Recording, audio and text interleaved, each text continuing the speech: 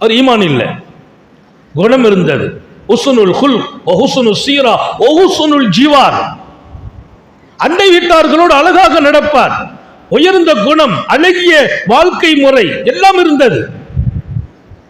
ஆனால் கல்வில ஹிதாயத் இல்லை. அவர் உடல்நலம் குன்றி போன போது நான் அவரை நலம் விசாரிக்க போனேன். அவர் அருகாமையில் சென்றேன். கைஃபஹாலு, நிலைமை என்ன என்று கேட்டேன். அவர் சொன்னார், நான் இப்போது நீண்ட பயணத்திற்கு தயாராகிறேன் என்றார். நிலைமை என்ன என்று கேட்டேன். நீண்ட பயணத்திற்கு தயாராகிறேன், சேமிப்பில்லாமல் தயாராகிறேன் என்றார். பயணமோ நீண்டது, சஃபரும் தவீல், நீண்ட பயணம். கில்லத்து ஜாத், சேமிப்பு கம்மியா வச்சிருக்கேன்னார், சேமிப்பு இல்லைன்னார்.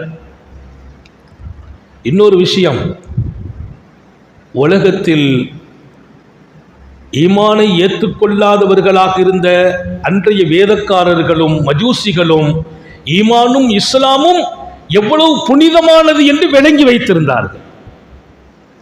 அவர் சொன்னார், நீண்ட பயணம், தயாரிப்பு இல்லை. அடுத்து சொன்னார், நான் இருந்த வீட்டை விட நீண்ட காலம் தங்கும் வீட்டுக்காக போகிறேன்.